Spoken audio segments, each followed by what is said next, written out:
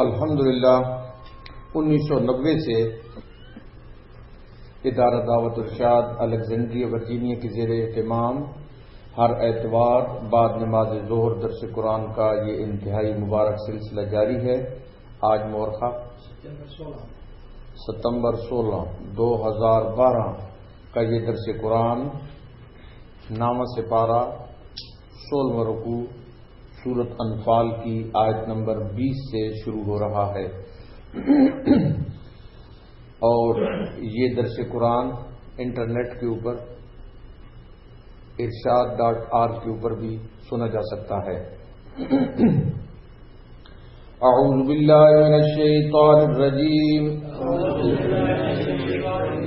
بسم اللہ الرحمن الرحیم، یا ایھا الذین آمنوا اطیعوا اللہ ورسولہ ولا تولوا عنہ وانتم تسمعون ولا تکونوا کالذین قالوا سمعنا وهم لا يسمعون ان شر الدواب عند الله الصم البكم الذين لا يعقلون ولو علم الله فيهم خيرا لأسمعهم ولو أسمعهم لتولوا وهم معرضون يا أيها الذين آمنوا استجيبوا لله وللرسول إذا دعاكم لما يحييكم واعلموا أن الله يحول بين المرء وقلبه وأنه إليه تحشرون واتقوا فتنة لا تصيبن الذين ظلموا منكم خاصة واعلموا أن الله شديد العقاب واذكروا إذ أنتم قليل مستضعفون في الأرض تخافون أن يتخطفكم الناس فآواكم وأيدكم بنصره ورزقكم من الطيبات لعلكم تشكرون يا أيها الذين آمنوا لا تخونوا الله والرسول وتخونوا أماناتكم وأنتم تعلمون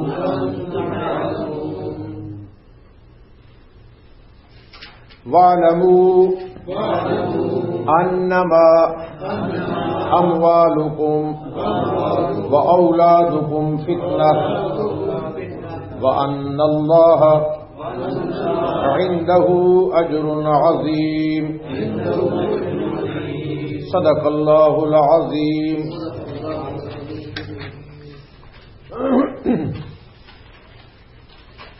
ترجمہ۔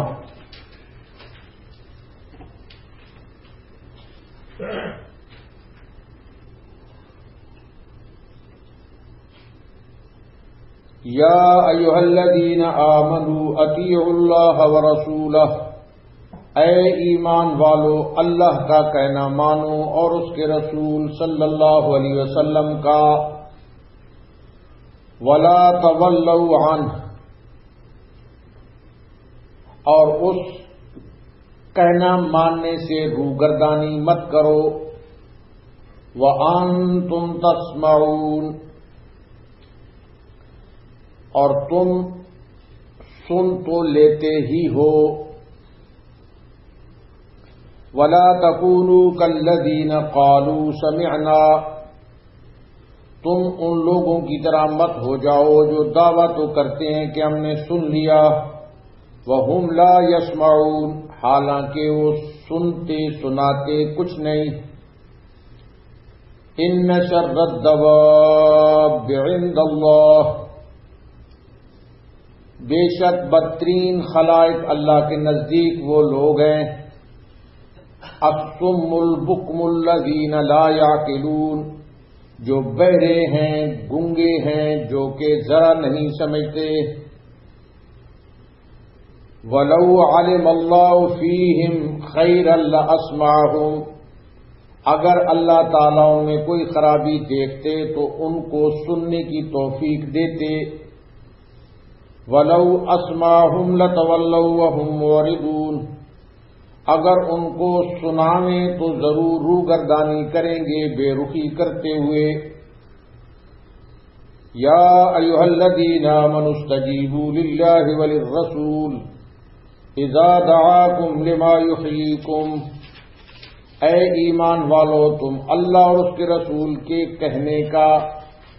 کہنے کو بجا لایا کرو. اذا دعاکم لما یحییکم، جبکہ رسول صلی اللہ علیہ وسلم تم کو تمہاری زندگی بخش چیز کی طرف بلاتے ہوں. وَاعْلَمُوا أَنَّ اللَّهَ يَحُولُ بَيْنَ الْمَرْءِ وَقَلْبِهِ، جان رکھو کہ اللہ تعالی آڑ بن جایا کرتا ہے آدمی اور اس کے قلب کے درمیان. وَأَنَّهُ إِلَيْهِ تُحْشَرُونَ، اور بلا شبہ تم سب کو خدا ہی کے پاس جانا ہے. وَاتَّقُوا فِتْنَةً، اور تم ایسے وبال سے بچو. لا تصیبن الذین ظلموا منکم خاصہ، جو خاص انہی لوگوں پر واقع نہ ہوگا جو تم میں ان گناہوں کے مرتکب ہوتے ہیں. وَاعْلَمُوا أَنَّ اللَّهَ شَدِيدُ الْعِقَابِ، اور جان رکھو کہ اللہ تعالی سخت سزا دینے والے ہیں. وَاذْكُرُوا إِذْ أَنْتُمْ قَلِيلٌ مُسْتَضْعَفُونَ فِي الْأَرْضِ، اور اس حالت کو یاد کرو جب کہ تم قلیل تھے، سرزمین میں کمزور شمار کیے جاتے تھے. تخافون یتخطفکم الناس، اس اندیشے میں رہتے تھے کہ تم کو مخالف لوگ نوچ کھسوٹ لیں. فآواکم وأیدکم بنصرہ، تو ایسی حالت میں اللہ نے تم کو مدینہ میں رہنے کی جگہ دی اور تم کو اپنی نصرت سے قوت دی. وَرَزَقَكُم مِّنَ الطَّيِّبَاتِ، اور تم کو نفیس چیزیں عطا فرمائیں. لَعَلَّكُمْ تَشْكُرُونَ، تاکہ تم شکر کرو. یا ایھا الذین آمنوا لا تخونوا اللہ والرسول، اے ایمان والو تم اللہ اور اس کے رسول کے حقوق میں خلل مت ڈالو. وَتَخُونُوا أَمَانَاتِكُمْ، اور اپنی قابل حفاظت چیزوں میں خلل مت ڈالو. وَأَنْتُمْ تَعْلَمُونَ، اور تم اس کو جانتے ہو. وَاعْلَمُوا أَنَّمَا أَمْوَالُكُمْ وَأَوْلَادُكُمْ فِتْنَةٌ، اور تم اس بات کو جان رکھو کہ تمہارے اموال اور تمہاری اولاد ایک امتحان کی چیز ہے. وَأَنَّ اللَّهَ عِندَهُ أَجْرٌ عَظِيمٌ، اور اس بات کو بھی جان رکھو کہ اللہ تعالیٰ کے پاس بڑا بھاری اجر موجود ہے.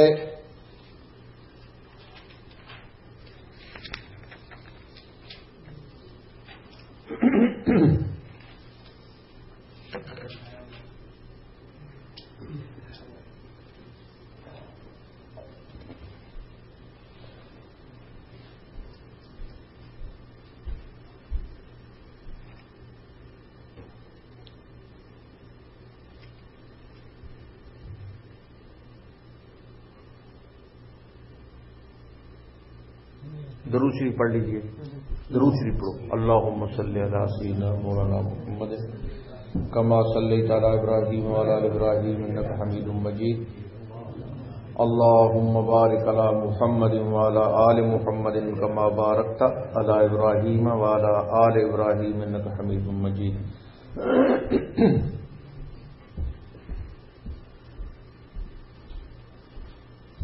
جیسے کہ آپ حضرات کو معلوم ہے کہ غزوہ بدر کے حالات اور واقعات کے اوپر یہ سورت انفال مشتمل ہے. زیادہ تر اسی غزوہ بدر کے حالات اور واقعات کو اس میں بتایا گیا ہے. چنانچہ آج کے واقعات بھی اسی سلسلے کی کڑی ہیں.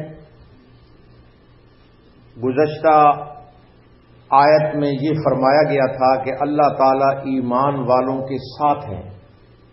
آپ دیکھیے گزشتہ آیت اس کے اوپر ختم ہوئی وَأَنَّ اللَّهَ مَعَ الْمُؤْمِنِينَ. اللہ تعالی مومنین کے ساتھ ہیں. اب ان آیات میں اہل ایمان کو اللہ پاک ہدایت فرماتے ہیں کہ حق جل شانہ کی معیت اور نصرت اور حق جل شانہ کی حمایت کا دار و مدار اللہ اور اس کے رسول کی اطاعت پر ہے. اللہ پاک کی جو معیت ہے اس کا دار و مدار اللہ پاک اور اس کے رسول کی اطاعت کے اوپر. کس کے اوپر؟ اطاعت کے اوپر ہے. اگر تم اللہ تعالی کی معیت اور اس کی نصرت کے طلبگار ہو تو اس کی دو شرطیں ہیں.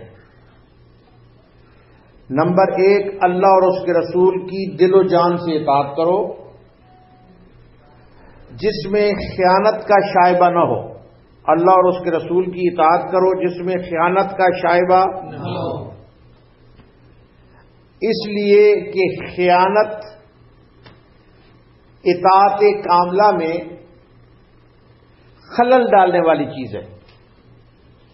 اور دوسری شرط یہ ہے اہل ایمان پر لازم ہے کہ وہ اپنے آپ کو خدا کے دشمنوں اور خدا کے باغیوں یعنی کافروں اور منافقوں کی مشابہت اور مماثلت سے اپنے آپ کو محفوظ رکھیں. یہ دوسری شرط ہے. جیسے کہ حدیث میں آتا ہے کہ من تشبہ بقوم فہو منہ، من تشبہ بقوم فہو منہم، جو کسی قوم سے مشابہت اختیار کرے گا وہ انہی میں سے شمار ہوگا. جو جس قوم سے مشابہت اختیار کرے گا قیامت والے روز اس کا شمار انہی میں سے ہوگا، انہی میں سے ہوگا. اور کوئی بادشاہ، توجہ فرماؤ، کوئی بادشاہ اور فرمانروا برداشت نہیں کر سکتا کہ اس کی وفاداری کا دعوے دار اس کے دشمنوں کے ہم رنگ ہو. کوئی بھی بادشاہ اور فرمانروا یہ برداشت نہیں کرتا، یہ برداشت کہ اس کی وفاداری کا کوئی آدمی دعویٰ بھی کرے اور پھر اس کے دشمنوں کے ہم رنگ ہو اور ہم لباس ہو اور ہم صورت بنے، ہم رنگ بنے، ہم لباس بنے اور ہم صورت بنے. کیا بنے؟ ہم صورت بنے.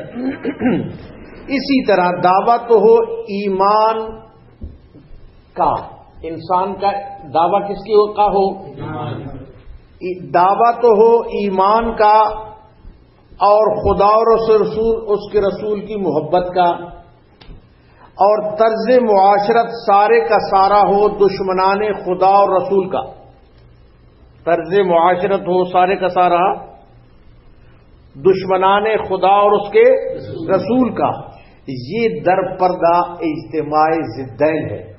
یہ دو ضدیں ہیں جن کو آدمی اجتماع کر رہا ہے، اجتماع ضدین. تو بہرحال سب سے پہلی شرط کا اللہ پاک اب ذکر فرماتے ہیں، توجہ فرماؤ. فرمایا یا ایھا الذین آمنوا اطیعوا اللہ ورسولہ، اے ایمان والو اللہ کا کہنا مانو اور اس کے رسول کا. اللہ کا کہنا مانو اور اس کے رسول کا، یعنی اے ایمان والو اللہ اور اس کے رسول کی اطاعت کرو اور اس پر مضبوطی سے قائم رہو. اطاعت بھی کرو اور اس کے اوپر مضبوطی سے قائم رہو.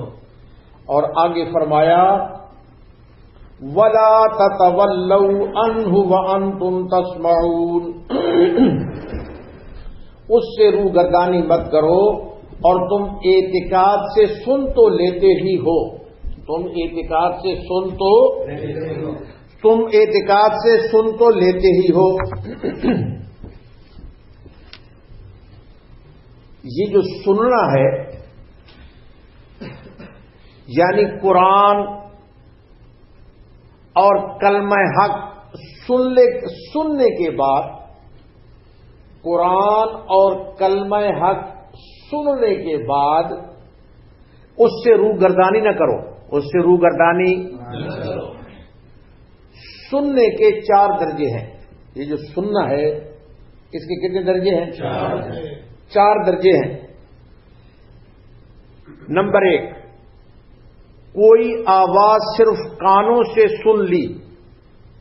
پہلا درجہ، کوئی آواز صرف کانوں سے سن لی مگر نہ اس کے سمجھنے کی کوشش کی اور نہ اس کو نہ کوشش کی اور نہ سمجھا. نہ کوشش کی اور نہ سمجھا. نہ اس کے اوپر اعتقاد اور اعتماد کیا اور نہ اس کے اوپر عمل کیا. یہ پہلا سننے کا درجہ ہے. یہ پہلا کیا ہے؟ یہ پہلا سننے کا درجہ ہے. کوئی آواز صرف کانوں سے سنی، اس کو نہ سمجھنے کی کوشش کی، نہ اس کے اوپر اعتقاد و اعتماد کیا اور نہ اس کے اوپر عمل کیا. یہ سننے کا درجہ عام مشرکین اور کفار کا ہے. قرآن کی آواز کو سن رہے ہیں، کلمہ حق کی آواز کو سن رہے ہیں، لیکن نہ سمجھنے کی کوشش کرتے ہیں، نہ اس کے اوپر اعتقاد کرتے ہیں، نہ اس کے اوپر یقین کرتے ہیں، نہ اس کے اوپر عمل کرتے ہیں. تو یہ سننے کا درجہ عام مشرکین اور کفار کا ہے. یہ سننے کا درجہ کس کا ہے؟ عام مشرکین اور کفار کا ہے. نمبر 2، سننے کا درجہ کانوں سے سنا بھی اور سمجھا بھی. کانوں سے سنا بھی اور سمجھا بھی مگر نہ اس پر اعتقاد کیا اور نہ عمل کیا. نہ اعتقاد کیا اور نہ عمل کیا. یہ منافقین کا درجہ ہے. یہ کس کا درجہ ہے؟ یہ منافقین کے سننے کا درجہ ہے. یہ منافقین کے سننے کا کیا ہے؟ درجہ ہے کہ قرآن کو منافق سنتے بھی ہیں، سمجھتے بھی ہیں اور ظاہر میں اعتقاد اور عمل کا دعویٰ بھی کرتے ہیں مگر حقیقت میں عقیدہ اور عمل سے خالی ہے. تو یہ سننے کے 2 درجے ہو گئے. سننے کتنے ہو گئے؟ 2. نمبر 3، سننے کا درجہ سنا بھی، سمجھ بھی لیا، اعتقاد اور اعتماد بھی کیا مگر عمل نہیں کیا. سنا بھی، سمجھا بھی، اعتقاد بھی کیا، اعتماد بھی کیا مگر اس کے اوپر عمل نہیں کیا. یہ درجہ گناہگار مسلمانوں کا ہے. یہ سننے کا درجہ کن کا ہے؟ گناہگار مسلمانوں کا ہے. نمبر 4، سنا بھی، سمجھا بھی، اعتقاد بھی کیا اور عمل بھی کیا. یہ درجہ مومنین کاملین کا ہے. یہ کس کا ہے؟ مومنین کا ہے. تو سننے کے کتنے درجے ہو گئے؟ سننے کے 4 درجے ہو گئے. ابتدائی درجوں میں جو تینوں درجے ہیں، ابتدائی تینوں درجوں میں سننا ناقص اور نامکمل ہے. سن تو رہے لیکن یہ سننا ناقص اور نامکمل ہے. سننا کیا ہے؟ ناقص اور بہرحال یہاں مسلمانوں کو اللہ پاک خطاب فرماتے ہیں کہ تم لوگ حق بات کو سن تو لیتے ہو، یعنی سننا سمجھنا اور اعتماد کرنا تو تمہاری طرف سے موجود ہے، مگر آگے عمل بھی پورا کرو. آگے عمل بھی پورا کرو اور اطاعت سے روگردانی نہ کرو، تاکہ سننے کا اصل مقصد پورا ہو. تاکہ سننے کا اصل مقصد کیا ہو؟ پورا ہو. اور اگلی آیت میں یہ جو سننے کے سلسلے میں بات ہے، اس کی مزید اللہ پاک اس کی تفصیل بیان فرماتے ہیں. آیت نمبر 21 فرمایا وَلَا تَكُونُوا كَالَّذِينَ قَالُوا سَمِعْنَا وَهُمْ لَا يَسْمَعُونَ. تم ان لوگوں کی طرح مت ہونا جو دعویٰ تو کرتے ہیں کہ ہم نے سن لیا، حالانکہ وہ سنتے سناتے کچھ نہیں. ان لوگوں کی طرح نہ ہونا، ان لوگوں کی طرح نہ ہونا. ان لوگوں سے مراد عام کفار اور منافق ہیں. یہ جو ان لوگوں سے مراد کون ہے جو اللہ پاک فرماتا ہے ان لوگوں کی طرح نہ ہونا؟ عام کفار اور منافق ہیں جو غور و فکر اور صحیح سمجھ سے یہ دونوں محروم ہیں. غور و فکر سے اور صحیح سمجھ سے کیا ہے؟ اور ان کا سننا نہ سننے کے حکم میں ہے. ان لوگوں کا سننا نہ سننے کے کیا ہے؟ اور مسلمانوں کو ان لوگوں کے مشابہ ہونے سے منع فرمایا. مشابہ ہونے سے کیا کیا؟ ان سے مشابہ ہونے سے منع فرمایا. اور پھر اس کے بعد آیت نمبر توجہ فرماؤ، آیت نمبر آ رہی ہے 22. کون سی ہے؟ 22.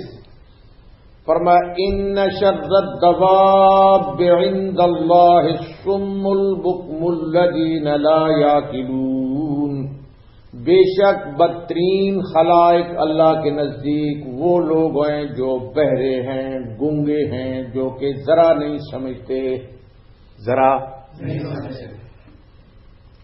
دواب، یہ جو دواب ہے، ان شر الدواب، دواب دابہ کی جمع ہے. دواب کس کی جمع ہے؟ دابہ.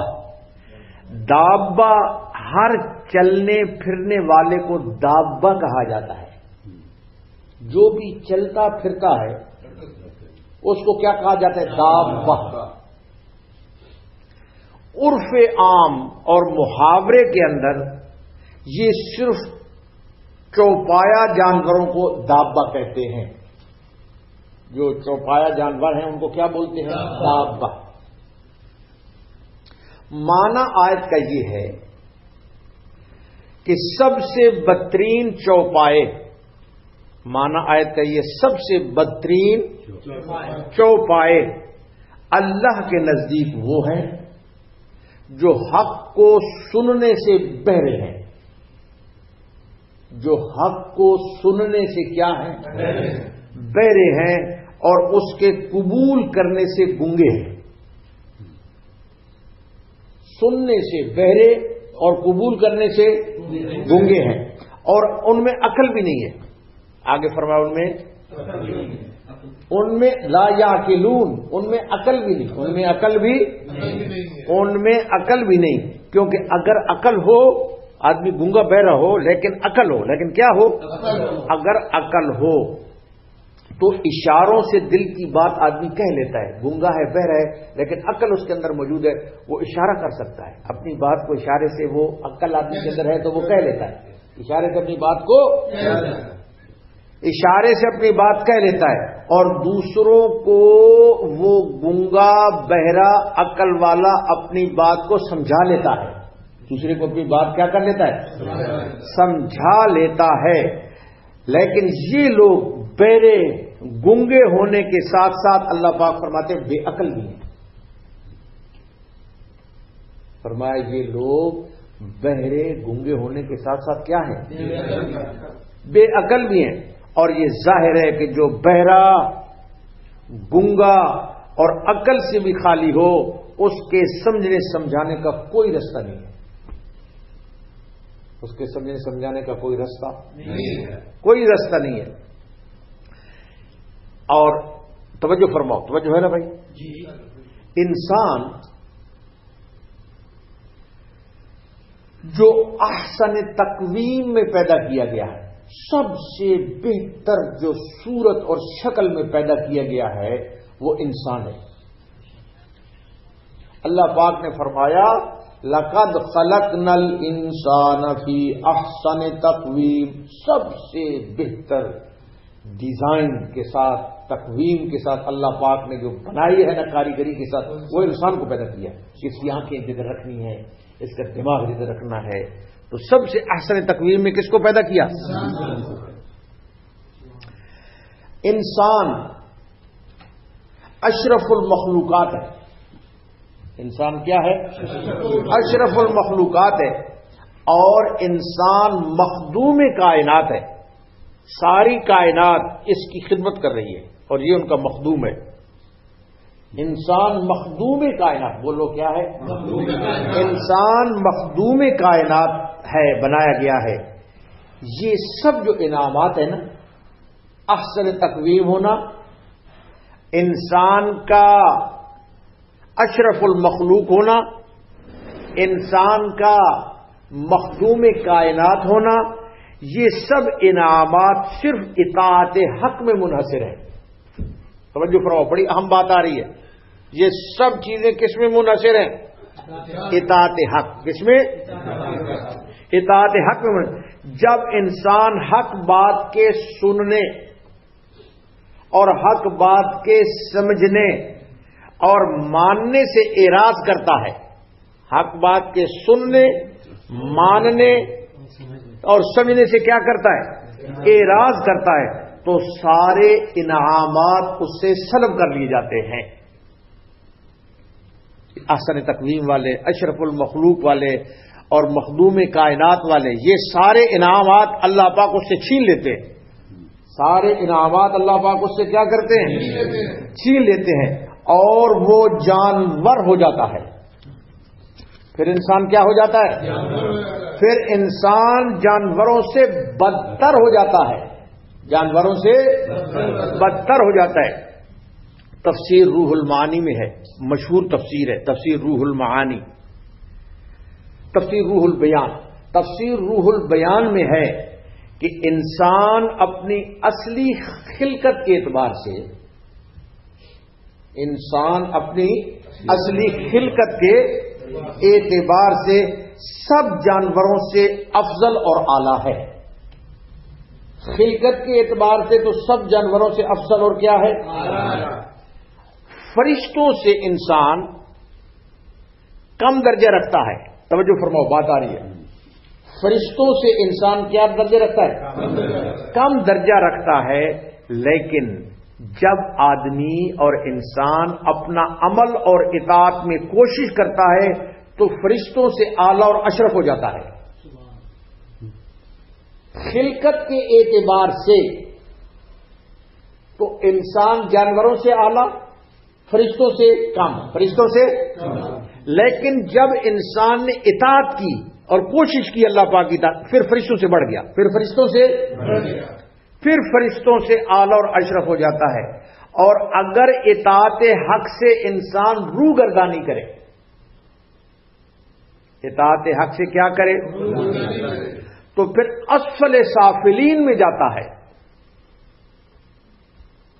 ثم رددناہ اسفل السافلین، پھر انسان کس میں جاتا ہے؟ اسفل السافلین کے اندر جاتا ہے اور جانوروں سے بھی بدتر ہو جاتا ہے. اور جانوروں سے بھی انسان کیا ہو جاتا ہے؟ بدتر ہو جاتا ہے. گویا انسان کی قدر و قیمت، گویا انسان کی قدر و قیمت اطاعت اور فرما برداری کے ساتھ ہے. کس کے ساتھ ہے؟ اطاعت اور فرما برداری کے ساتھ ہے. ورنہ یہ انسان اگر اطاعت اور فرما برداری نہ کرے تو پھر کیڑے مکوڑے اس انسان سے افضل ہیں، پھر کتے اور بلے اس انسان سے افضل ہیں، پھر سانپ اور بچھو اس سے افضل ہیں. پھر سانپ اور بچھو اس سے کیا ہے؟ افضل ہے. اللہ اکبر. تو یہی اللہ پاک نے ارشاد فرمایا. توجہ فرماؤ، آیت نمبر ابھی 22 کا ترجمہ کر رہا ہوں. فرمایا ان شر الدواب عند اللہ الصم البکم الذین لا یعقلون. بے شک بدترین خلائق اللہ کے نزدیک وہ لوگ ہیں جو بہرے ہیں، گونگے ہیں، جو کہ ذرا نہیں سمجھتے. ذرا نہیں سمجھتے. اللہ اکبر. اب اس کے بعد آیت نمبر 23. آیت نمبر 23. وَلَوْ عَلِمَ اللَّهُ فِيهِمْ خَيْرًا لَأَسْمَعَهُمْ. اور اگر اللہ تعالیٰ ان میں کوئی خوبی دیکھتے تو ان کو سننے کی توفیق دیتے. اگر اللہ پاک ان لوگوں میں کوئی خوبی دیکھتے جو بہرے گونگے ہیں، اگر اللہ پاک ان میں کوئی خوبی دیکھتے، خوبی، تو ان کو سننے کی توفیق دے دیتے. ان کو سننے کی کیا دیتے؟ وَلَوْ عَلِمَ اللَّهُ فِيهِمْ خَيْرًا لَأَسْمَعَهُمْ. اگر اللہ تعالیٰ ان میں کوئی خوبی دیکھتے تو ان کو سننے کی توفیق دیتے. وَلَوْ أَسْمَعَهُمْ لَتَوَلَّوْا وَهُمْ مُعْرِضُونَ. اور اگر ان کو سنا دیں تو ضرور روگردانی کریں گے بے رخی کرتے ہوئے. اگر اللہ پاک ان کو سنا بھی دے پھر بھی ضرور یہ روگردانی کریں گے. یہ ضرور پھر بھی کیا کریں گے؟ اب توجہ فرماؤ. حق کی طلب اور قبول حق کی صلاحیت جانتا تو ضرور ہے. یہ آدمی جانتا تو ضرور ہے. ان کو حق اللہ پاک اگر جانتا تو اللہ پاک ان کو ضرور سنا دیتا. اللہ پاک ان کو ضرور یعنی ان کو اللہ پاک سننے کی توفیق عطا فرما دیتا. سننے کی توفیق عطا فرما دیتا. حدیث میں آتا ہے کہ ہر بچہ جو پیدا ہوتا ہے، ہر بچہ، فرمایا کل مولود یولد علی فطرت الاسلام. فرمایا کہ ہر نو مولود فطرت اسلام پر ہی پیدا ہوتا ہے. جو بھی بچہ پیدا ہو رہا ہے نا وہ فطرت اسلام پہ پیدا ہو رہا ہے. کس میں پیدا ہو رہا ہے؟ ہر دنیا کا بچہ فطرت اسلام کے اوپر. کل مولود یولد علی فطرت الاسلام. اچھا، مگر بعد میں اس کا ماحول اسے بگاڑ دیتا ہے. فطرت کے اوپر تو سب پیدا ہو رہے ہیں لیکن بعد میں اس کو ماحول بگاڑتا ہے. کیا بگاڑتا ہے؟ اس کو ماحول بگاڑ دیتا ہے. وہ حق کی بجائے باطل کو قبول کر لیتا ہے. پھر حق کی بجائے باطل کو قبول کر لیتا ہے. سورۃ روم میں موجود ہے. اللہ پاک نے فرمایا فَأَقِمْ وَجْهَكَ لِلدِّينِ حَنِيفًا. یعنی اس دین پر جم جاؤ. اللہ پاک فرماتے ہیں اس دین پر فَأَقِمْ وَجْهَكَ لِلدِّينِ حَنِيفًا. اس دین پر جم جاؤ جس کو اللہ نے تمہارے لیے مقرر کیا ہے، جس کو اللہ نے تمہارے لیے. اور فرمایا فطرت اللہ التی فطر الناس علیہا. خدا تعالی کی وہ فطرت ہے جس پر اس نے سب کو پیدا کیا ہے. اور وہ فطرت اسلام کی فطرت ہے. وہ فطرت کون سی ہے؟ اسلام کی فطرت ہے جس میں اللہ نے سب کو پیدا کیا. اور اس فطرت سے مراد جس میں سب کو اللہ نے پیدا کیا وہ توحید ہے. وہ فطرت کیا ہے؟ وہ فطرت توحید ہے. اور وہ فطرت خدا کا دین ہے. وہ خدا کا دین ہے. اسی توحید کو اللہ تعالی نے انسانی فطرت میں داخل کیا ہے. اس توحید کو اللہ پاک نے انسانی فطرت میں داخل کیا ہے. اگر کوئی شخص پیدا ہوتے ہی، توجہ فرماؤ، اگر کوئی شخص پیدا ہوتے ہی اس کو اس کی حالت پہ چھوڑ دو. اگر کسی شخص کو پیدا ہوتے ہی اس کو اپنی حالت پہ چھوڑ دو، اس کو اپنی حالت پہ چھوڑ دو، اور مشرکین اس کے دل میں مشرکانہ خیالات نہ ڈالیں، اور مشرکین اس کے دل میں مشرکانہ خیالات نہ ڈالیں، تو وہ کبھی بھی شخص شرک نہیں کرے گا، کیونکہ وہ فطرت کے اوپر پیدا ہوا ہے۔ کس کے اوپر پیدا ہوا ہے؟ کیونکہ وہ فطرت الہی کے اوپر ہے اور وہ توحید ہے۔ اور اس کے بعد آیت نمبر، ہاں جی، آیت نمبر 24 نہیں، ابھی آیت نمبر 23 ہے۔ وَلَوْ عَلِمَ اللَّهُ فِيهِمْ خَيْرًا لَأَسْمَعَهُمْ، اور اگر اللہ تعالیٰ ان میں کوئی خوبی دیکھتے تو ان کو سننے کی توفیق دیتے، سننے کی۔ وَلَوْ أَسْمَعَهُمْ لَتَوَلَّوْا وَهُمْ مُعْرِضُونَ، اور اگر اللہ پاک ان کو سنا دیں تو وہ ضرور روگردانی کریں گے۔ اگر اللہ پاک سنا بھی دیں تو پھر بھی کیا کریں گے؟ ضرور۔ جن میں خیر کا کوئی مادہ نہ ہو اور قبول حق کی استعداد نہ ہو، نہ حق کی ان کے اندر طلب ہو اور نہ اس کی فکر ہو اور نہ اس کی تلاش ہو، تو ایسے بدبخت سننے کے بعد بھی ہدایت پر نہیں آتے، ایسے بدبخت سننے کے بعد بھی ہدایت کے اوپر نہیں آتے، کیونکہ وہ خیر سے خالی ہیں، وہ لوگ خیر سے خالی ہونے کی وجہ سے یہ لوگ دائرہ انسانیت سے نکل کر دائرہ حیوانیت میں داخل ہو چکے ہیں۔ یہ لوگ دائرہ انسانیت سے نکل کر دائرہ حیوانیت میں داخل ہو چکے ہیں۔ اب اس کے بعد آیت نمبر 24، آیت نمبر 24 فرمایا، یا ایھا الذین آمنوا استجیبوا للہ وللرسول اذا دعاکم لما یحییکم، اے ایمان والو تم اللہ اور اس کے رسول کے کہنے کو بجا لایا کرو جبکہ رسول صلی اللہ علیہ وسلم تم کو تمہاری زندگی بخش چیز کی طرف بلاتے ہوں، جبکہ رسول صلی اللہ علیہ وسلم تم کو زندگی بخش چیز کی طرف کیا کرتے ہوں؟ بلاتے ہوں۔ یہ جو زندگی بخش چیز، اس سے مراد ہے حقیقی زندگی، جبکہ رسول صلی اللہ علیہ وسلم تم کو حقیقی زندگی کی طرف بلاتے ہوں، تو اس وقت رسول صلی اللہ علیہ وسلم کی بات کو قبول کرو، بات کو کیا کرو؟ قبول کرو، اور ان کے کہنے کو بجا لاؤ، کہنے کو بجا لاؤ۔ حقیقی زندگی سے مراد ہے ایمان اور اعمال صالحہ والی زندگی۔ حقیقی زندگی ہے کون سی؟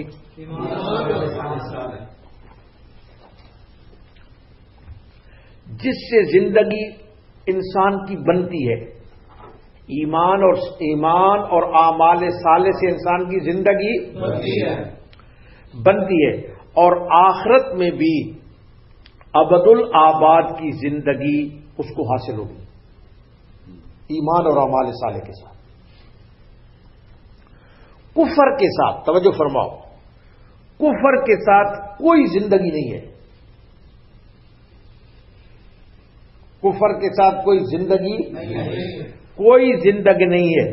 زندگی اپنے آقا، اپنے خالق اور اپنے مالک کی وفاداری کا نام ہے۔ زندگی اپنے آقا، اپنے خالق اور اپنے مالک کے ساتھ وفاداری کا نام ہے۔ کس کا نام ہے؟ وفاداری کا نام ہے۔ جو اپنے رب سے غافل ہے وہ زندہ نہیں ہے، جو اپنے رب سے غافل ہے وہ زندہ نہیں ہے۔ حدیث میں آتا ہے، فرمایا مثل الذی یذکر ربہ والذی لا یذکر مثل الحی والمیت، فرمایا کہ جو شخص اپنے رب کا ذکر کرے، مثل الذی، مثال اس شخص کی، یذکر ربہ، جو اپنے رب کو ذکر کرتا ہے، اپنے رب کو یاد کرتا ہے، والذی لا یذکر، اور وہ شخص کی مثال جو اللہ کو یاد نہیں کرتا، مثل الحی والمیت، اس کی مثال زندے اور مردے کی ہے۔ اس کی مثال کیا ہے؟ زندہ اور مردے کی ہے۔ اہل ایمان کی جنت والی زندگی جو ہے، جو اہل ایمان کو جنت والی زندگی ملے گی، اس کے بارے میں قرآن میں ہے، فرمایا وَإِنَّ الدَّارَ الْآخِرَةَ لَهِيَ الْحَيَوَانُ، جو آخرت کی زندگی ہے دراصل وہ زندگی ہے۔ دراصل وہ کیا ہے؟ دراصل وہ زندگی ہے۔ اور حدیث میں آتا ہے، بڑی اہم بات آ رہی ہے، توجہ ہے نا بھائی، جناب نبی کریم صلی اللہ علیہ وسلم نے ایک روز حضرت ابی ابن کعب، یہ قرآن پاک کے سب سے بہتر پڑھنے والے قاری تھے، حضرت ابی، ان کے متعلق آتا ہے کہ ایک مرتبہ حضور اکرم صلی اللہ علیہ وسلم نے ارشاد فرمایا کہ اے ابی مجھے قرآن سناؤ۔ تو حضرت ابی نے کہا یا رسول اللہ میں آپ کو قرآن سناؤں، قرآن تو آپ کے اوپر نازل ہوا ہے، آپ کے اوپر تو قرآن نازل ہو گیا، میں آپ کو قرآن سناؤں۔ حضور اکرم صلی اللہ علیہ وسلم نے ارشاد فرمایا مجھے اللہ نے کہا ہے ابی سے قرآن سنو۔ جس وقت حضور اکرم صلی اللہ علیہ وسلم نے یہ فرمایا نا کہ مجھے اللہ نے فرمایا ہے اور اللہ نے آرڈر دیا ہے کہ ابی سے قرآن سنو، حضرت ابی کی آنکھوں سے آنسو آ گئے، اور حضرت ابی نے کہا اللہ ذاکرنی، کیا یا رسول اللہ جس وقت اللہ پاک نے یہ فرمایا ہے اللہ پاک نے میرا نام لے کر کہا تھا، میرا نام لے کر کہا ہے کہ ابی سے قرآن سنو۔ ایسے قرآن یہ پڑھتے تھے حضرت ابی، قرآن کے بڑے قاری تھے، قرآن کے کیا تھے؟ بڑے قاری تھے حضرت ابی۔ تو ان کے متعلق واقعہ آ رہا ہے، جناب رسول اللہ صلی اللہ علیہ وسلم ایک روز ابی ابن کعب کو بلایا۔ ایک دن حضور اکرم صلی اللہ علیہ وسلم نے حضرت ابی ابن کعب کو کیا کیا؟ ابی ابن کعب نماز پڑھ رہے تھے، جب بلایا گیا تو اس وقت حضرت ابی ابن کعب کیا کر رہے تھے؟ جلدی جلدی جب حضور اکرم صلی اللہ علیہ وسلم نے آواز دی تو جلدی جلدی نماز پوری کر کے حضرت ابی حاضر ہوئے، حضرت ابی حاضر ہوئے، اور آپ صلی اللہ علیہ وسلم نے جب وہ حاضر ہوئے تو آپ نے فرمایا کہ میرے پکارنے پر آنے میں تم نے دیر کیوں لگائی؟ حاضر ہوئے لیکن کچھ دیر ہو گئی تھی، تو آپ نے ارشاد فرمایا کہ تم نے میرے پکارنے کے اوپر دیر کیوں لگائی؟ حضرت ابی ابن کعب نے عرض کیا کہ میں نماز میں تھا۔ میں کس میں تھا؟ میں نماز میں تھا۔ تو حضور اقدس صلی اللہ علیہ وسلم نے فرمایا کیا تم نے اللہ تعالیٰ کا یہ ارشاد نہیں سنا؟ آپ نے ارشاد فرمایا کہ کیا تم نے ابی اللہ پاک کا یہ ارشاد، یہی آیت پڑھی، فرمایا اے ابی ابن کعب کیا تم نے اللہ پاک کا یہ ارشاد نہیں سنا، یا ایھا الذین آمنوا استجیبوا للہ وللرسول اذا دعاکم لما یحییکم، اے ایمان والو تم اللہ اور اس کے رسول کے کہنے کو بجا لاؤ جبکہ رسول تم کو تمہاری زندگی بخش چیز کی طرف بلاتے ہوں۔ کیا تم نے یہ نہیں سنا؟ ابی ابن کعب نے اس کے بعد عرض کی کہ آئندہ میں اس کی اطاعت کروں گا، آئندہ میں اس کی کیا کروں گا؟ اطاعت کروں گا۔ اور بحالت نماز میں کہا، عرض کی اور میں بحالت نماز میں آپ اگر بلائیں گے تو میں فوراً حاضر ہو جاؤں گا، اگر مجھے بحالت نماز میں بھی آپ بلائیں گے تو میں فوراً کیا ہو جاؤں گا؟ میں فوراً حاضر ہو جاؤں گا۔ اس حدیث کی بنا پر، یہ جو آپ کو واقعہ سنایا، اس حدیث کی بنا پر بعض فقہا نے فرمایا کہ حکم رسول کی اطاعت سے نماز میں جو کام بھی کریں اس میں نماز میں خلل نہیں ہوگا۔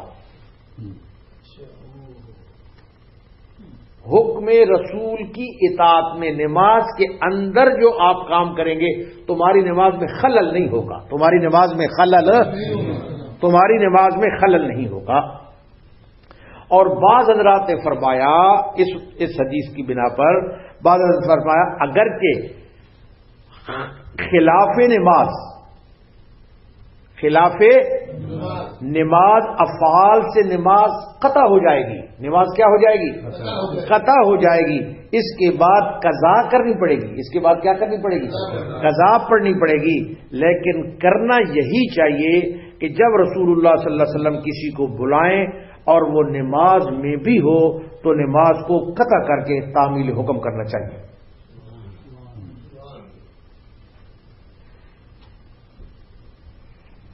یہ صورت تو صرف رسول اللہ صلی اللہ علیہ وسلم کے ساتھ مخصوص ہے، یہ جو صورت ہے یہ صرف رسول اللہ صلی اللہ علیہ وسلم کے ساتھ کیا ہے؟ مخصوص ہے۔ لیکن دوسرے بھی کچھ کام ہیں، دوسرے بھی کچھ کیا ہیں؟ کام ہیں جن میں تاخیر کرنے سے اگر شدید نقصان کا خطرہ ہو، شدید نقصان کا کیا ہو؟ خطرہ ہو، اس وقت بھی نماز کو قطع کرنا چاہیے، اس وقت بھی نماز کو کیا کرنا چاہیے؟ قطع کرنا چاہیے، اور پھر قضا کر لینی چاہیے، اور پھر کیا کر لینی چاہیے؟ قضا پڑھ لینی چاہیے۔ مثلا کوئی نمازی دیکھے، نماز کے دوران کوئی نمازی دیکھے کہ ایک نابینا آدمی کنویں یا گڑھے کے قریب پہنچ گیا ہے، ایک نابینا آدمی ہے وہ جا رہا ہے اور آگے کنواں ہے، آگے کیا ہے؟ اگر کوئی نمازی آدمی دیکھے کہ کوئی نابینا آدمی گڑھے اور کنویں کے کیا ہو گیا ہے؟ قریب پہنچ گیا ہے اور گرا چاہتا ہے، اور کیا چاہتا ہے؟ اور گرا چاہتا ہے، تو فوراً نماز توڑ کر اس کو بچانا چاہیے، فوراً نماز توڑ کر اس کو کیا کرنا چاہیے؟ اس کو بچانا چاہیے۔ تو یہی فرمایا یا ایھا الذین آمنوا استجیبوا للہ وللرسول اذا دعاکم لما یحییکم، اے ایمان والو تم اللہ اور اس کے رسول کے کہنے کو بجا لایا کرو جبکہ رسول صلی اللہ علیہ وسلم تم کو تمہاری زندگی بخش چیز کی طرف بلاتے ہوں۔ اور اب اس کے بعد آیت کا یہ دوسرا حصہ، وَاعْلَمُوا أَنَّ اللَّهَ يَحُولُ بَيْنَ الْمَرْءِ وَقَلْبِهِ، اور جان رکھو کہ اللہ تعالی آڑ بن جایا کرتا ہے آدمی اور اس کے قلب کے درمیان، اللہ پاک آڑ بن جاتے ہیں آدمی اور اس کے قلب کے درمیان، اور اس کے دل کے درمیان۔ صاحب روح المعانی نے اس کا معنی یہ بتایا اس آیت کا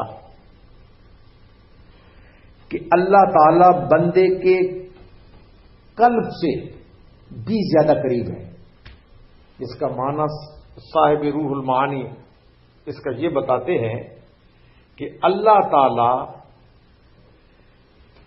بندے کے قلب سے بھی زیادہ اس کے قریب ہے۔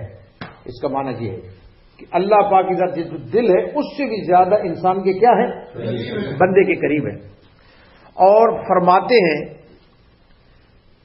صاحب روح المعانی مفسر رحمت اللہ علیہ فرماتے ہیں مزید کہ آیت شریفہ، یہ جو آیت شریفہ ہے یہ آیت نحن اقرب الیہ من حبل الورید، ایک قرآن پاک کی آیت میں اللہ پاک فرماتے ہیں ہم انسان کی شہرگ سے بھی زیادہ قریب ہیں۔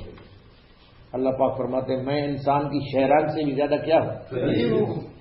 فرمایا نحن اقرب الیہ من حبل الورید، اللہ پاک فرماتے ہیں کہ میں انسان کی شہرگ سے بھی زیادہ انسان کی کیا ہوں؟ قریب ہیں۔ فرماتے ہیں کہ یہ دونوں ہم معنی ہیں، یہ آیت کہ انسان کے دل سے بھی، اللہ پاک انسان کے دل سے بھی زیادہ قریب ہے، اور وہ جو شہرگ فرماتے ہیں یہ دونوں آیتیں ہم معنی ہیں، دونوں آیتیں کیا ہیں؟ ہم معنی ہیں۔ اور بعض حضرات نے یہ کہا کہ اس کا مطلب یہ ہے، یہ جو آیت ہے اس کا مطلب یہ ہے کہ بندوں کے قلوب اللہ پاک کے قبضے قدرت میں ہیں، لوگوں کے جو دل ہیں وہ اللہ پاک کے قبضے قدرت میں، اللہ پاک کے قبضے کو، وہ جسے چاہتا ہے، اللہ پاک جسے چاہتا ہے اور جیسے اللہ پاک چاہتے ہیں وہ قلوب میں تصرف فرماتے ہیں. قلوب میں کیا فرماتے ہیں؟ تصرف فرماتے ہیں. وہ اللہ پاک کسی کو رشد و ہدایت سے نوازتا ہے اور کسی کو اللہ پاک صراط مستقیم سے ہٹا دیتا ہے. صراط مستقیم سے ہٹا دیتا ہے. حدیث میں آتا ہے، توجہ فرماؤ، حضرت ام سلمہ سے مروی ہے، جناب رسول اللہ صلی اللہ علیہ وسلم نے، حضرت ام سلمہ کہتی ہیں کہ جناب رسول اللہ صلی اللہ علیہ وسلم اکثر یہ دعا فرماتے تھے، یا مقلب القلوب ثبت قلبی علی دینک.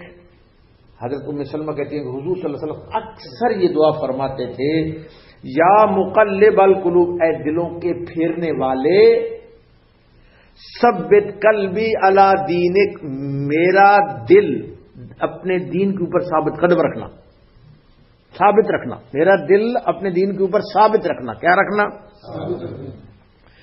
جس وقت حضرت ام سلمہ کہتی ہیں کہ یہ میں نے سنا جناب نبی کریم صلی اللہ علیہ وسلم سے، تو میں نے عرض کی کہ یا رسول اللہ، آپ کثرت سے یہ دعا فرماتے ہیں، یہ جو کثرت سے یہ دعا آپ بہت فرماتے ہیں، تو وجہ پوچھی.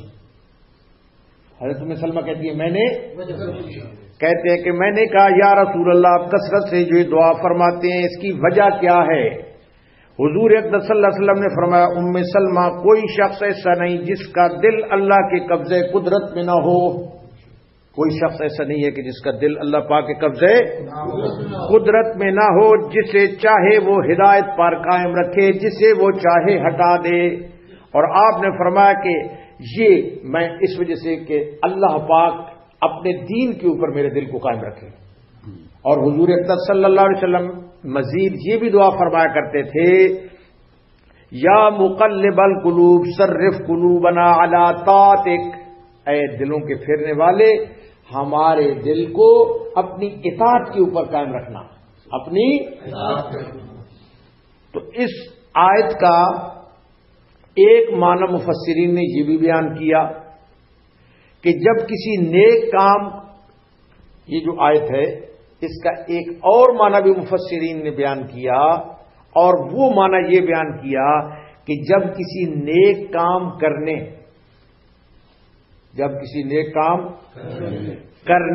یا گناہ سے بچنے کا موقع آئے،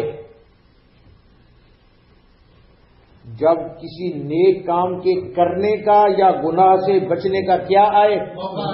موقع آئے تو فوراً کر گزرو. جب نیک کام کرنے کا موقع آئے نا، فوراً کرو اس کو. کیا کرو؟ فوراً کر گزرو، دیر نہ کرو، دیر نہ کرو. اس فرصت کو غنیمت سمجھو. اس فرصت کو کیا سمجھو؟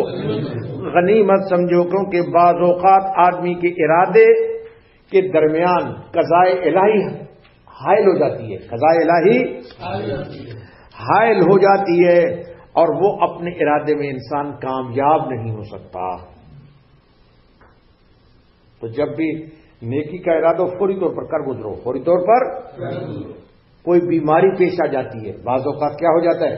بیماری پیش آ جاتی ہے، موت آ جاتی ہے، کوئی اور مشغلہ پیش آ جاتا ہے، اور اس کام کی انسان کو پھر فرصت نہیں رہتی. اس لیے انسان کو چاہیے فرصت عمر اور فرصت وقت کو غنیمت سمجھے. انسان کو چاہیے دو چیزیں، ایک فرصت وقت، ایک فرصت اور ایک فرصت عمر. دوسرا فرصت یہ عمر کی جو فرصت ہے اس کو بھی، اور فرصت وقت کو بھی غنیمت سمجھے. آج کا کام کل پر نہ ڈالے، آج کا کام کل پر، کیونکہ معلوم نہیں کل کیا ہوگا، معلوم نہیں ہے کل کیا ہوگا. اور فارسی میں کسی نے کہا، من نمی گویم زیاکوں، من نمی گویم کے زیاکوں یا بفکر سود باش. کہتے ہیں کہ میں یہ نہیں کہتا کہ تم اپنا نقصان کرو، یا اچھائی کی فکر سے تم غافل ہو جاؤ. فرمایا اے ز فرصت بے خبر در ہر چے باش زود باش، یعنی کہ اس فرصت کو، اپنی فرصت کو غنیمت سمجھو، اور جو نیکی کا کام ہے زود باش، اس کو جلدی جلدی کرو. اس کو کیا کرو؟ جلدی جلدی کرو. تو یہی ارشاد فرمایا. وَاعْلَمُوا أَنَّ اللَّهَ، آیت نمبر ابھی یہی چل رہی ہے 24 کا دوسرا حصہ. فرمایا وَاعْلَمُوا أَنَّ اللَّهَ يَحُولُ بَيْنَ الْمَرْءِ وَقَلْبِهِ، اور جان رکھو کہ اللہ تعالیٰ آڑ بن جایا کرتا ہے آدمی اور اس کے قلب کے درمیان. وَأَنَّهُ إِلَيْهِ تُحْشَرُونَ، اور بلا شبہ تم سب کو خدا ہی کے پاس جانا ہے. تم سب کو خدا ہی کے پاس جانا ہے. اب اس کے بعد آیت نمبر 25. آیت نمبر 25 ترجمہ سنو. وَاتَّقُوا فِتْنَةً لَا تُصِيبَنَّ الَّذِينَ ظَلَمُوا مِنكُمْ خَاصَّةً، اور تم ایسے وبال سے بچو جو خاص انہی لوگوں پر واقعہ نہ ہوگا جو تم میں ان گناہوں کے مرتکب ہوتے ہیں. وَاعْلَمُوا أَنَّ اللَّهَ شَدِيدُ الْعِقَابِ، اور جان رکھو اللہ تعالیٰ سخت سزا دینے والا ہے. اللہ پاک سخت سزا دینے والا ہے. اب اس میں تفصیل آ رہی ہے تھوڑی سی کہ تم ایسے وبال سے بچو جو خاص انہی لوگوں پر واقع نہ ہوگا جو اس گناہ کے مرتکب ہوں گے، بلکہ اوروں کے اوپر بھی ساتھ وہ وبال واقع ہوگا.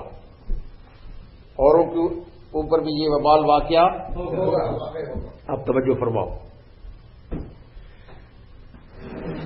جس کا وبال عام ہوگا، یعنی ظالم اور غیر ظالم سب اس کی زد میں آئیں گے. ایسا وبال کہ جس کی زد میں ظالم بھی آئے غیر ظالم بھی آئے، ظالم اور آیت میں فتنہ سے یہ جو فتنہ ہے، اس فتنہ سے مراد مداہنت فی الدین کا فتنہ ہے. کس کا فتنہ ہے؟ دین. اس کا لفظ آپ بولیں، لفظ ہے مداہنت فی الدین. کیا ہے؟ مداہنت فی الدین کا فتنہ. اس سے مراد جب لوگ کھلم منکرات کا ارتکاب کریں. منکرات کا کیا کریں؟ یعنی منکرات کہتے ہیں اللہ پاک کی منع کی ہوئی چیزوں کا.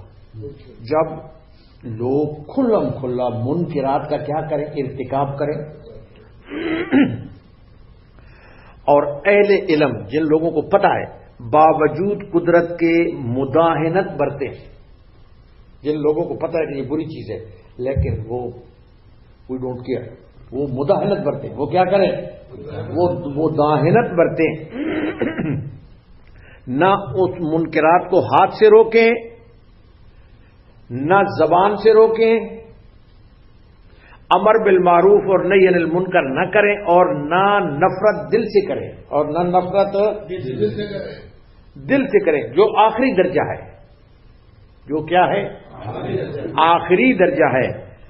اور نہ ایسے لوگوں سے میل جول جو منکرات کرنے والے ایسے لوگوں سے میل جول بھی نہ چھوڑیں. کیا نہ چھوڑیں؟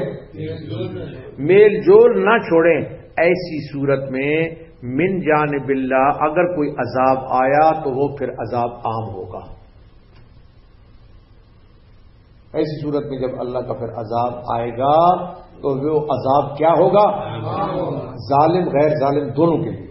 ظالم اور غیر ظالم دونوں کے لیے عام ہوگا، جس میں ظالموں اور گناہگاروں کی کوئی خصوصیت نہیں ہوگی. جب عذاب آئے گا تو پھر ظالموں اور گناہگاروں کو کوئی خصوصیت نہیں، بلکہ وہ عذاب مداہنت کرنے والوں کے اوپر بھی واقع ہوگا. کیونکہ جب نافرمانیاں عام ہو جائیں، نافرمانیاں عام ہو جائیں تو ختم کرنا سب پر واجب ہے. اگر نافرمانیاں عام ہو جائیں تو ان کو ختم کرنا سب کے اوپر کیا ہے؟ واجب ہے. اور جو باوجود قدرت کے خاموشی اختیار کرے، جو باوجود قدرت کے کیا کرے؟ خاموشی اختیار کرے، گویا وہ دل سے اس پر راضی ہے، گویا وہ دل سے اس کے اوپر کیا ہے؟ راضی ہے، اور رضامندگی کے حکم عمل کرنے والے کی طرح ہے، رضامندگی کا حکم عمل کرنے والے کی طرح ہے، بلکہ بعض اوقات رضا بالمنکر ارتکاب منکر سے زیادہ نقصان دہ ہو جاتی ہے۔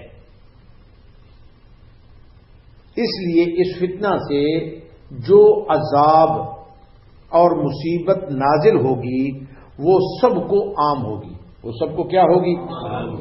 چنانچہ ترمذی شریف میں اور ابو داود کی ایک روایت میں حضرت ابو بکر صدیق رضی اللہ تعالیٰ عنہ کا خطبہ موجود ہے۔ کیا موجود ہے؟ خطبہ موجود ہے، جس میں آپ نے فرمایا کہ میں نے رسول اللہ صلی اللہ علیہ وسلم سے سنا، حضرت ابو بکر صدیق رضی اللہ تعالیٰ عنہ نے فرمایا کہ میں نے رسول اللہ صلی اللہ علیہ وسلم سے سنا، آپ نے فرمایا کہ جب لوگ کسی ظالم کو دیکھیں اور ظلم سے اس کا ہاتھ نہ روکیں، ظالم کو دیکھیں اور ظلم سے اس کا ہاتھ نہ روکیں تو قریب ہے اللہ تعالیٰ ان سب پر اپنا عذاب عام کر دیں، سب پر اللہ پاک عذاب کیا کر دیں؟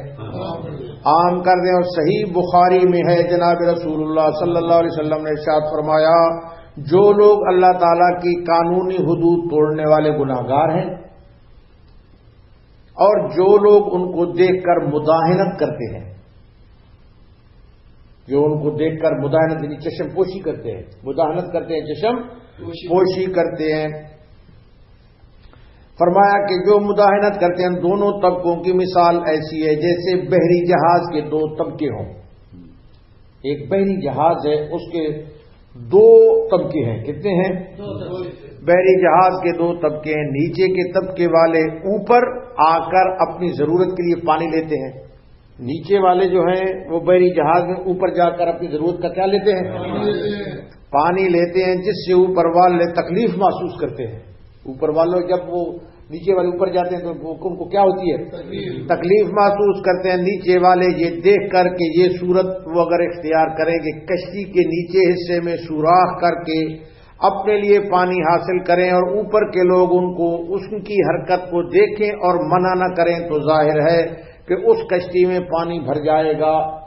اگر وہ سوراخ کریں گے نیچے والے اوپر جانے کی بجائے تو پھر کشتی میں کیا بھر جائے گا؟ پانی بھر جائے گا، اور جب نیچے والے غرق ہوں گے تو اوپر والے بھی ڈوبنے سے نہیں بچیں گے، پھر اوپر والے بھی ڈوبنے سے نہیں بچے۔ ان روایات کی بنا پر، یہ جو روایات ہیں ان کی بنا پر بہت سے حضرات مفسرین نے یہ قرار دیا ہے کہ اس آیت میں فتنہ سے مراد امر بالمعروف اور نہی عن المنکر کا ترک کرنا ہے۔ یہ جو فتنہ فرمانا واتقوا فتنہ، فتنے سے بچو، اس سے مراد یہ ہے امر بالمعروف اور نہی عن المنکر کا ترک کرنا، امر بالمعروف اور نہی عن المنکر کا ترک کرنا۔ حضرت حذیفہ رضی اللہ تعالیٰ عنہ سے حدیث ہے کہ رسول اللہ صلی اللہ علیہ وسلم نے ارشاد فرمایا، قسم ہے اس ذات کی جس کے قبضہ قدرت کے اندر میری جان ہے۔ حضور صلی اللہ علیہ وسلم نے قسم اٹھائی کہ جس کے قبضہ قدرت میں میری کیا ہے؟ فرمایا قسم ہے اس ذات کی جس کے قبضہ قدرت کے اندر میری جان ہے، امر بالمعروف اور نہی عن المنکر کرتے رہو، ورنہ ان قریب اللہ تعالیٰ تم پر اپنے پاس سے عذاب بھیج دے گا اور پھر اس سے دعائیں مانگو گے اور وہ تمہاری دعا کو قبول نہیں فرمائے گا۔ تو یہ جو فتنہ فرمایا واتقوا فتنہ، اور فتنے سے بچو، لا تصیبن الذین ظلموا منکم خاصہ، تم ایسے وبال سے بچو جو خاص انہی لوگوں پر واقع نہ ہوگا جو تم میں ان گناہوں کے مرتکب ہوتے ہیں۔ وَاعْلَمُوا أَنَّ اللَّهَ شَدِيدُ الْعِقَابِ، اور جان رکھو کہ اللہ تعالی سخت سزا دینے والے ہیں، سخت سزا۔ اب اس کے بعد آیت نمبر 26، جزاکم اللہ۔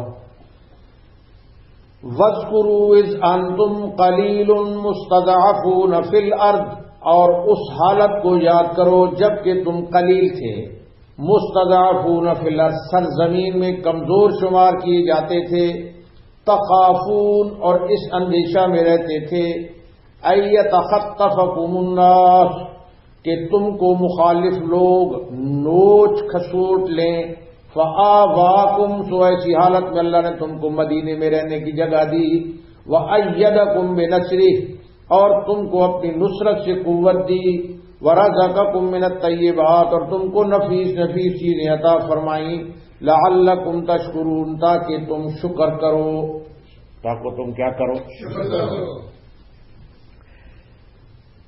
یعنی اللہ پاک فرماتے ہیں اے مسلمانوں، اپنی اس حالت کو یاد کرو جب تم قلیل تھے، جب تم کیا تھے؟ اور ہجرت سے پہلے مکہ مکرمہ میں جب تم تھے تمہاری تعداد کم تھی۔ تمہاری تعداد کیا تھی؟ تمہاری تعداد کم تھی اور قوت بھی تمہاری کم تھی، تعداد بھی کم تھی اور قوت بھی کم تھی، اور تم کو ہر وقت جب تم مکہ میں تھے اس وقت تم کو خطرہ لگا رہتا تھا۔ کیا لگا رہتا تھا؟ خطرہ لگا رہتا تھا کہ دشمن ان کو نوچ کھسوٹ لیں گے، دشمن کو نوچ کھسوٹ۔ اللہ تعالیٰ نے ان کو مدینے میں بہترین ٹھکانہ عطا فرمایا۔ اللہ پاک نے تم کو مدینے میں بہترین ٹھکانہ عطا فرمایا، نہ صرف ٹھکانہ دیا بلکہ اپنی تائید اور نصرت سے ان کو قوت اور دشمنوں پر فتح بھی نصیب فرمائی، اور اموال عظیمہ بھی عطا فرمائے، لعلکم تشکرون، تاکہ تم شکر کرو، تاکہ تم کیا کرو؟ یعنی تمہاری حالت کی اس کایا پلٹ اور انعامات الہی کا مقصد یہ ہے کہ تم شکر گزار بندے بنو، شکر گزار، اور ظاہر ہے کہ شکر گزاری اس کے احکام کی اطاعت پہ منحصر ہے۔ جو شکر گزاری ہے وہ اللہ پاک کے احکام کی اطاعت میں کیا ہے؟ منحصر ہے۔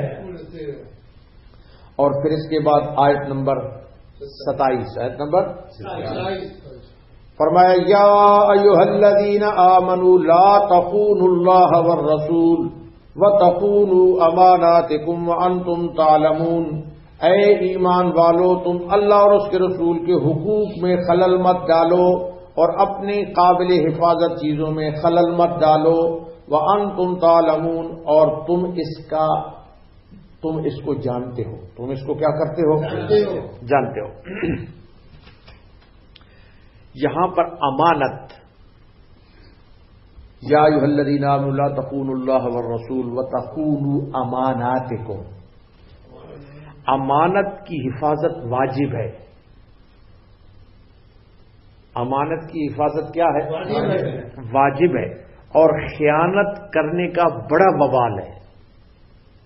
خیانت کرنے کا کیا ہے؟ بڑا، خیانت کرنے کا بڑا وبال ہے۔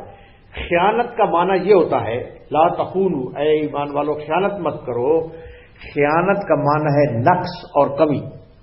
خیانت کا معنی کیا ہوتا ہے؟ نقص اور کمی، اور کسی کے حقوق میں کمی کرنا یہ خیانت ہے۔ کسی کے حقوق اور میں کمی کرنا کیا ہے؟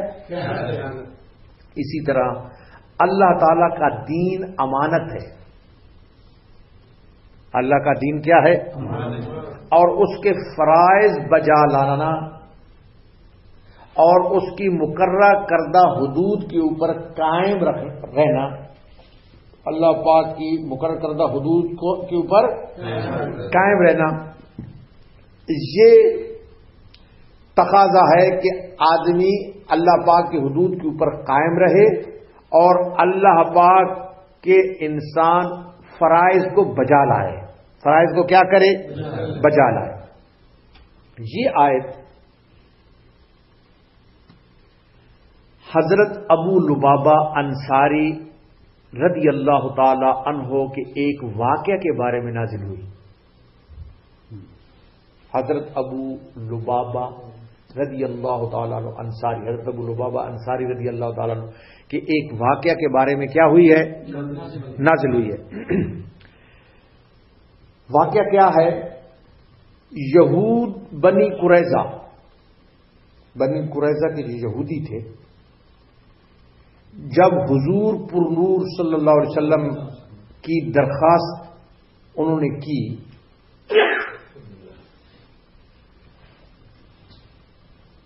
تو اس بات سے یہود نے انہوں نے درخواست کی تھی، بنو قریظہ نے حضور صلی اللہ علیہ وسلم سے صلح کی درخواست کی تھی. کس کی درخواست کی تھی؟ صلح کی درخواست کی تھی.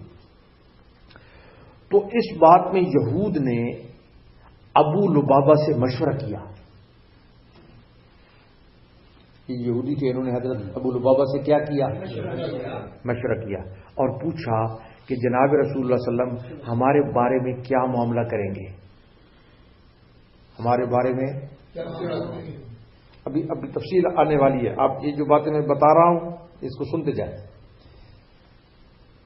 انہوں نے پوچھا یہودیوں نے حضرت ابو لبابہ سے کہ حضور اقدس صلی اللہ علیہ وسلم ہمارے بارے میں کیا معاملہ کریں گے؟ چونکہ حضرت ابو لبابہ کے مال و عیال اس گڑی میں تھے جن میں یہودی رہتے تھے، اراؤنڈ سارے ان کی جو مال تھی اور بال بچہ تھا وہاں پر یہ رہتے تھے جہاں پر کون رہتے تھے؟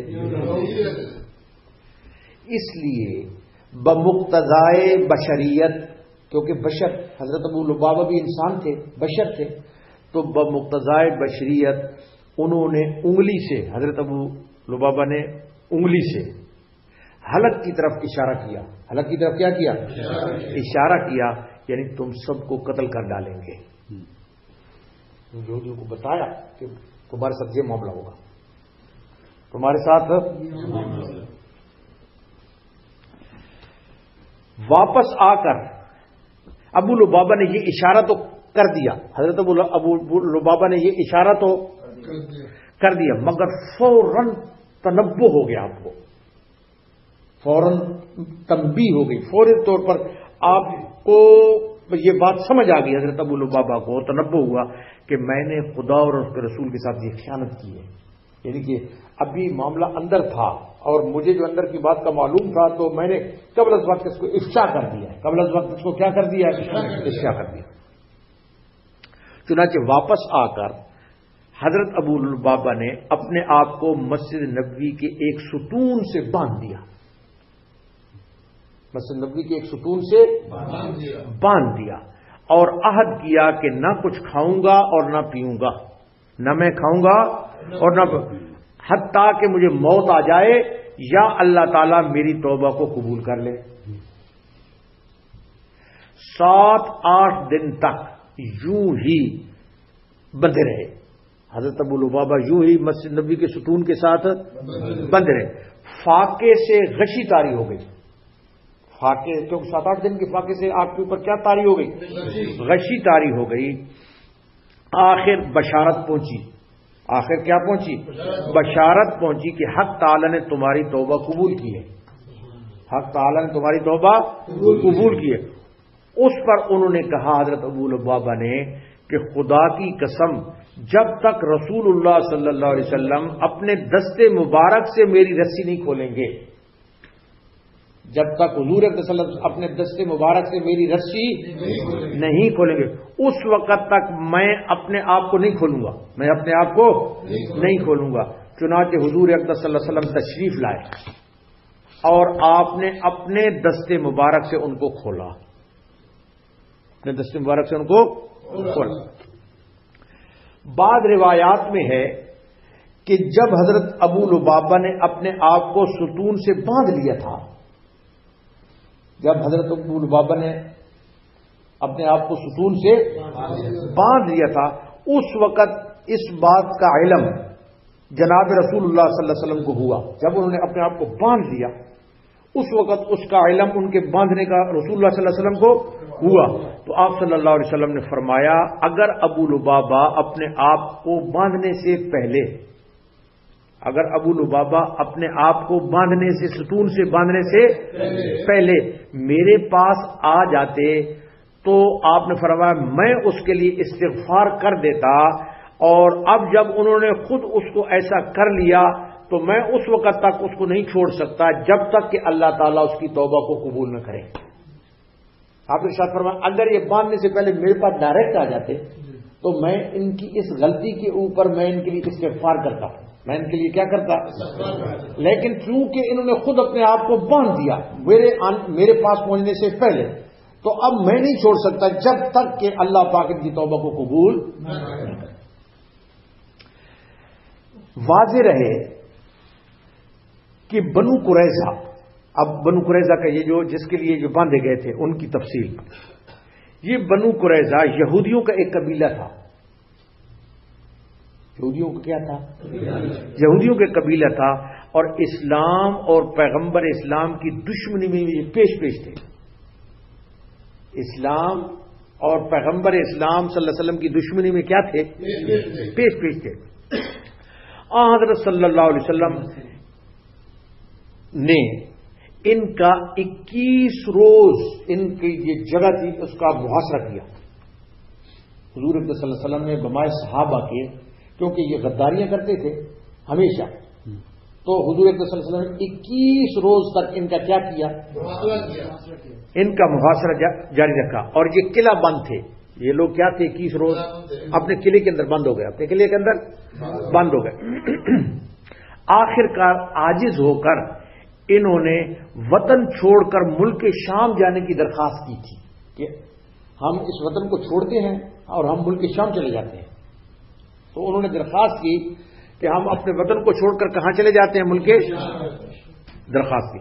حضور اقدس صلی اللہ علیہ وسلم ان کی شرارتوں کے پیش نظر ان کی اس بات کو قبول نہیں فرمایا۔ حضور یہ جو شرارت کرتے تھے تو ادھر ملک شام جا کر بھی یہی شرارتیں کریں گے، تو حضور اقدس صلی اللہ علیہ وسلم نے ان کی اس پیشکش کو قبول نہیں فرمایا۔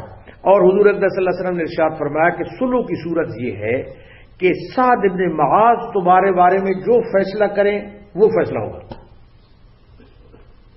آپ نے ارشاد فرمایا کہ تمہارے بارے میں حضرت سعد ابن معاذ جو فیصلہ کرے وہ فیصلہ ہوگا، جو فیصلہ کرے وہ فیصلہ ہوگا۔ اللہ اکبر۔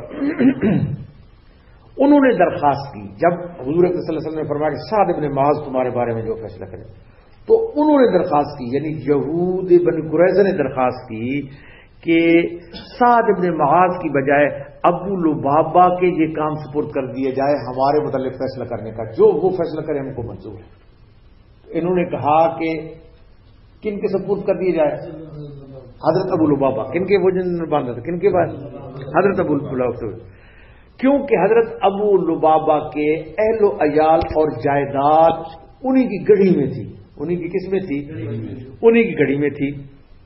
اور جس وقت حضور اقدس صلی اللہ علیہ وسلم نے فرمایا کہ ٹھیک ہے ابو لبابہ تمہارے بارے میں جو ہے نا وہ ابو لبابہ کو ہم بھیجتے ہیں، حضرت ابو لبابہ جس وقت وہاں پر گئے تو حضرت ابو لبابہ جس وقت پہنچے تو ان کے مرد و زن حضرت ابو لبابہ کے قریب جمع ہو گئے، عورتیں مرد ان کے حضرت ابو لبابہ کے قریب کیا ہو گئے؟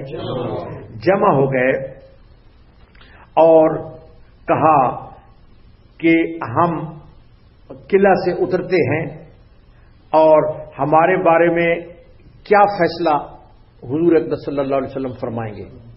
ہم قلعہ سے اترتے ہیں، ہمارے بارے میں حضور اقدس صلی اللہ علیہ وسلم کیا؟ تو حضرت ابو لبابہ نے اس وقت زبان سے کچھ نہیں بولا، بلکہ آپ نے اپنی انگلی سے تلوار کا اشارہ بناتے ہوئے کہا کہ تمہارے بارے میں فیصلہ یہ ہو رہا ہے، تمہارے بارے میں فیصلہ، تمہارے بارے میں یہ فیصلہ ہوگا۔ اور اس طرح انہوں نے حضور اقدس صلی اللہ علیہ وسلم کے راز کو افشا کر دیا، حضور اقدس صلی اللہ علیہ وسلم کے راز کو کیا کر دیا؟